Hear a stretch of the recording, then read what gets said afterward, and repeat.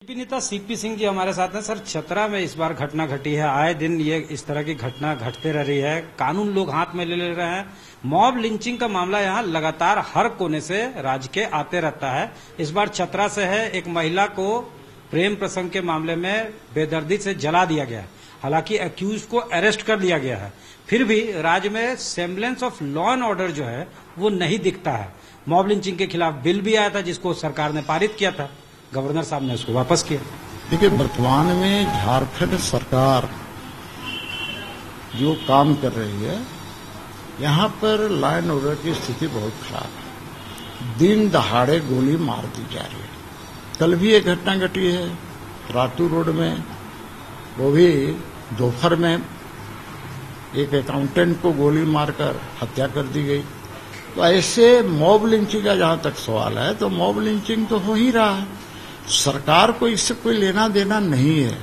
Law and order कैसे ठीक हो, इस दृष्टि से वो काम नहीं करती। मैं बार बार कह चुका हूं कि पुलिस जब बालू और खनिज संपदा ईटा की तस्सीली में लगा रहे, हेलमेट चेकिंग और लाइसेंस चेकिंग में लगा रहे, तो लॉ एंड ऑर्डर रहेगा तो रहेगा कैसे। अब स्थिति ये है कि जिस बिल की आप बात कर रहे हैं, गवर्नर ने लौटा दिया। वो बिल परफेक्ट बिल नहीं था। हम लोगों ने भी विधानसभा के अंदर उस पर क्वेश्चन उठाया था कि भाई ये बिल पूर्ण रूप से अच्छा नहीं है। मॉब के डेफिनेशन पे, मॉब के जो डिफिनेशन है उस डिफिनेशन को फुलफिल नहीं करता है। लेकिन सरकार तो उन्माद में है। ये जो बहुमत का जो उन्माद है उसमें मस्त है। तो ऐसी स्थिति में बिल भेजा। मेरा कहना है कि आज देश के अंदर आप कानून बनाए या न बनाए मॉब लिंचिंग का, इसके लिए कानून ऑलरेडी है। उसे सख्ती से लागू करने की जरूरत है। और सबसे बड़ी बात है, देखिए, प्रशासन का, पुलिस का इकबाल होना चाहिए। जब इकबाल होगा तब लोग डरेंगे कि नहीं, हम ये काम करेंगे। अभी तो देखिए ना, 10 जून 2022 को यहाँ पर क्या हुआ, हजारों लोगों ने, एक धर्म समुदाय के हजारों लोगों ने साहब उन्माद फैलाया, तोड़ फोड़ किया, मंदिर पर हमला किया, तोड़ फोड़ किया। क्या हुआ, इन्होंने एक बना दिया लिपापोती करने के लिए, उसका कमेटी बना दिया, सीआईडी में भेज दिया। सीआईडी का अर्थ ही होता है कि यदि उसको आपको डालना है, बेताल खाता में डालना है, तो सीआईडी में भेज दो। कई बार हमारे पास भी लोग आते रहे कि भाई मर्डर केस का चल रहा है, ऐसा कीजिए ना विधायक जी, इसको सीआईडी में डलवा दीजिए। तब हमको समझ में आया कि सीआईडी में क्यों डलवाया जाता है। तो ये सरकार चाहती ही नहीं कि लॉ एंड ऑर्डर ठीक रहे। सरकार तो जानिए रहे, खनिज संपदा से लेके अन्य क्षेत्र में सक्रिय है, इसलिए उसको आम जनता की जान जाए, इससे इसको कोई मतलब नहीं है। मॉब लिंचिंग हो, इससे कोई मतलब नहीं है।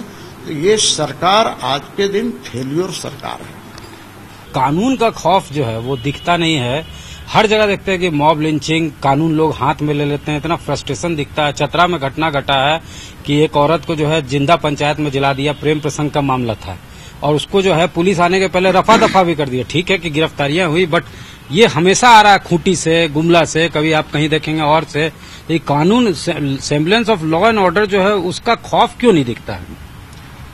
देखिए, मॉब लिंचिंग, इस तरह की घटनाएं इधर कुछ वर्षों में बढ़ी हैं। इसका कारण है, और सिर्फ झारखंड में नहीं है, देश के अन्य राज्यों में भी है, बल्कि झारखंड में थोड़ा कम है। इसका कारण है कुछ लोगों को दिग्भ्रमित करना, धार्मिक उन्माद, और भी कई एक पॉलिटिकल रीजंस भी इसके पीछे है। इस केस में तो दोनों एक ही समुदाय से नहीं, जो हो, लेकिन ऐसे लोगों का मनोबल बढ़ा है पिछले कुछ वर्षों में। केंद्र की सरकार की जो एक सोच रही, मॉब लिंचिंग के खिलाफ कोई कड़ा कानून नहीं बनाया गया। झारखंड में ऐसे घटनाएं होती होंगी, मैं इनकार नहीं करता, लेकिन सबसे बड़ी बात है कि उस पर त्वरित कार्रवाई होती है। किसी को बचाने, किसी को फंसाने वाली ये सरकार नहीं है। हम केंद्र की सरकार नहीं है, हम भाजपा की सरकार नहीं, हम ब्रजभूषण शरण सिंह ऐसे व्यभिचारियों को बचाने का प्रयास नहीं करते। तो ये बहुत बड़ी बात है। हेमंत सोरेन जी का स्पष्ट निर्देश है, दोषी चाहे जो भी हो, अगर अपराध हुआ है, गलत हुआ है, तो कार्रवाई कीजिए। कार्रवाई से प्रशासन को कोई नहीं रोकता और प्रशासन त्वरित कार्रवाई करती है। झारखंड में मॉब लिंचिंग की घटना लगातार दिखते रहती है। तबरेज अंसारी कांड जो है सबके जेहन में है, पब्लिक डोमेन में है। अब हाल की घटना जो है वो चतरा से है। वहां प्रेमी जोड़ा को कंगारू पंचायत लगाया जाता है, कंगारू कोर्ट लगाया जाता है और पेड़ से बांधकर पहले तो पिटाई की जाती है, फिर प्रेमिका को जलाकर मार डाला जाता है। प्रेमिका के जो परिजन हैं उनके मुंह को चुप करने के लिए 3 लाख रुपया जो है दिया जाता है कि वो पुलिस को ना बताएं। पुलिस के आने के पहले सबको रफा दफा कर दिया जाता है, जलाकर खत्म कर दिया जाता है। हालांकि ये मामला पुलिस तक पहुंचती है। 10 लोग जो एक्यूज होते हैं उनकी गिरफ्तारी भी एसडीपीओ के नेतृत्व में गठित टीम करती है और इसके बारे में अशोक प्रियदर्शी जो चतरा के एसडीपीओ हैं उन्होंने बताया भी।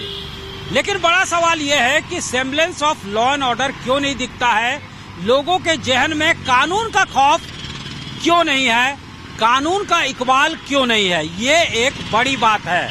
लगातार यहाँ पे मॉब लिंचिंग को लेकर कानून बनाने की कवायद भी होते रही।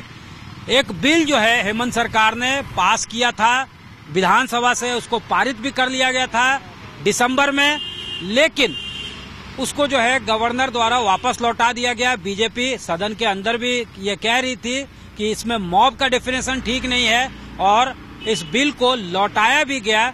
तो इसी कारण से कि मॉब को ठीक से डिफाइन नहीं किया गया है। मॉब जो है वो अनरूली होता है, वायलेंट होता है और 2 या 3 व्यक्ति से ज्यादा होता है। तो इसको ठीक से डिफाइन करने और हिंदी इंग्लिश में ड्राफ्ट कॉपी जो था बिल का उसमें मिसमैच को लेकर फरवरी 2023 में उस बिल को वापस कर दिया जाता है।